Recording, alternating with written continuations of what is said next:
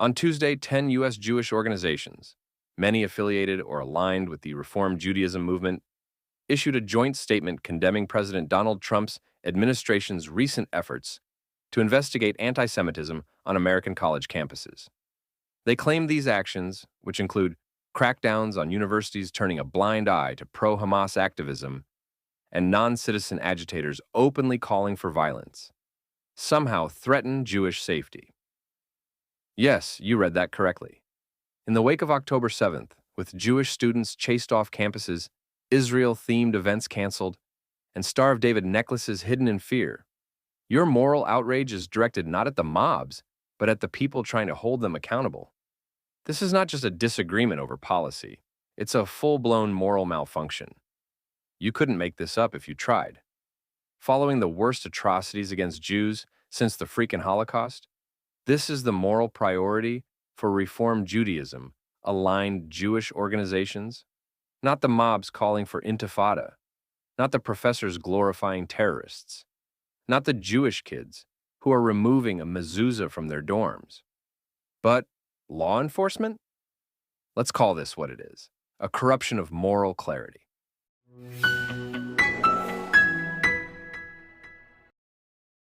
You've traded Judaism for progressive politics.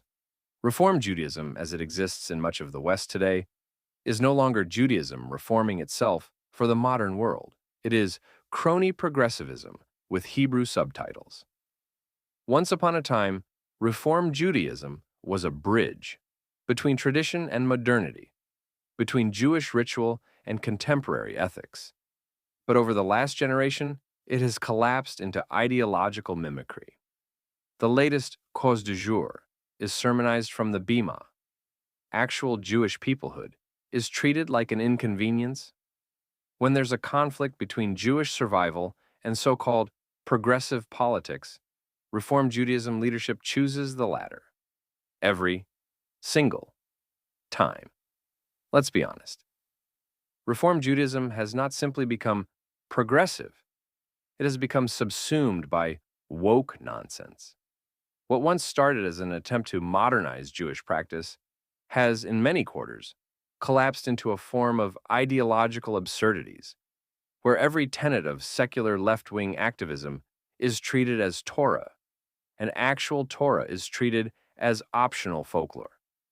You now issue statements not based on Jewish values or Jewish safety, but based on what will earn you claps in the faculty lounge or likes on social media.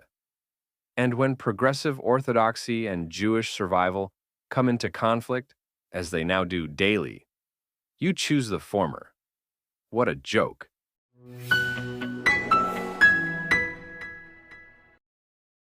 Not like those Jews. When Jewish anti-Zionists say, "I oppose Israel as a Jew," what they really mean is, "I'm not like those Jews." The old, inconvenient, tribal collective Jews. The ones who carry a flag, build a homeland, and fight back when attacked. The ones who believe in peoplehood, not just personal accolades disguised as ethics. The ones who might embarrass them in front of their non-Jewish friends. This is not new. A century ago in Europe, there were Jews who said the same thing, distancing themselves from their quote-unquote backwards brethren in the hopes that their refinement and assimilation would earn them safety. It didn't. We know how that story ends. The particular kind of Jew who, throughout history, seeks to gain moral or social standing by denouncing other Jews.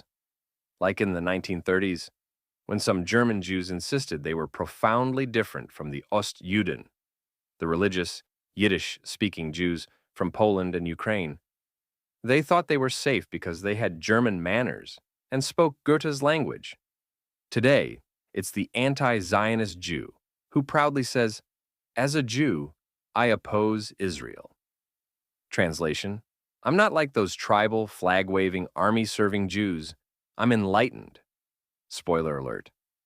When the mobs come, they won't ask what kind of Jew you are.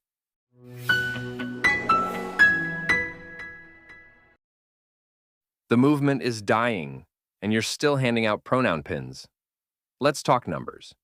Reform Judaism, synagogue affiliation, shrinking.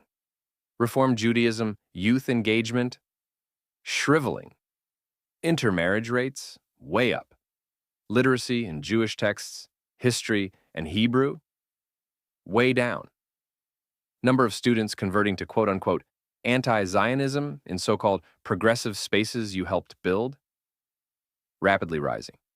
You're not gaining moral high ground. You are losing a generation. Because people, especially young Jews, don't want empty platitudes. They want purpose.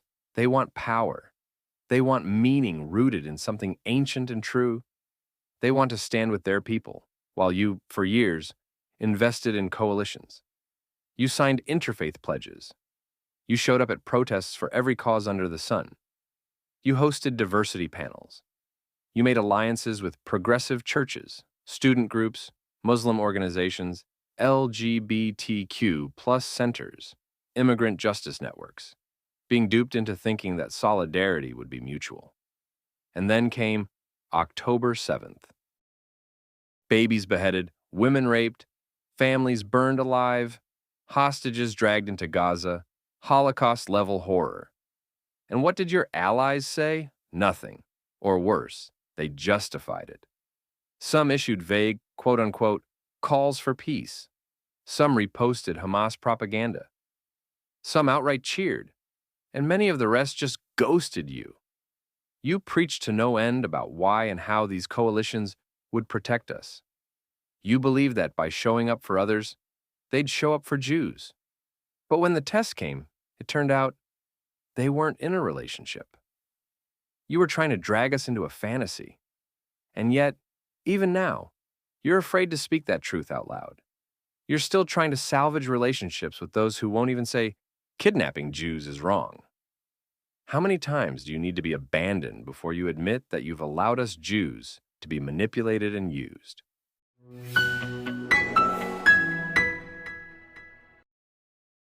Do you even care if we survive? This is not a rhetorical question. When you oppose efforts to enforce the law against those calling for Jewish genocide, because that's what from the river to the sea means, you are not just misreading the moment. You are actively endangering Jews. And if you cannot recognize the line between so-called civil liberties and open incitement to murder, then you are not morally serious enough to lead. This is not the time for interfaith dialogues and healing circles. This is the time for backbone. A Jewish movement that cannot clearly say, our people are under attack, and we will defend them, is a movement that has lost its purpose. Here's the cold, hard truth. The Reform Judaism movement is evaporating. And your institutions are increasingly seen, not just by Orthodox Jews, but by many proud secular or semi-secular and cultural Jews, as hollow vessels offering generic activism with a Hebrew school flavor. Why? Because people crave meaning. Because young Jews, now more than ever, want to feel part of something real, rooted, and resilient. Zionism offers that. Jewish memory offers that. The Torah and other Jewish literature, yes, even the parts you find inconvenient, offer that. But sermons about pronouns, land acknowledgments, and how Israel makes you uncomfortable, those do not.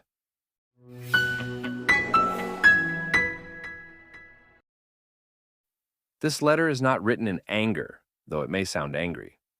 It is written in heartbreak. Reform Judaism was once a vital force.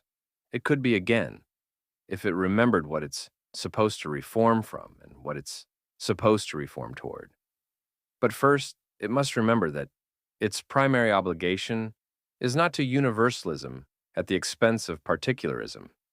It is not to being good allies to people who would destroy us.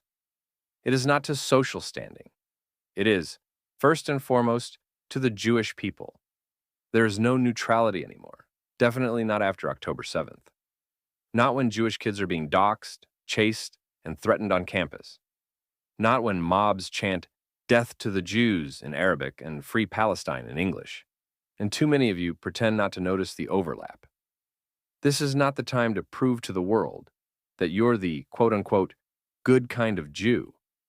This is the time to act like a Jew whose people are under siege. Stand with Israel, stand with Jewish students, stand with law enforcement holding actual terrorists accountable, stand with your own community, or step aside and admit you've chosen something else. The Jewish people is under siege. History is knocking. Which side of it do you want to be on? Because Reform Judaism as it exists today is not an option anymore.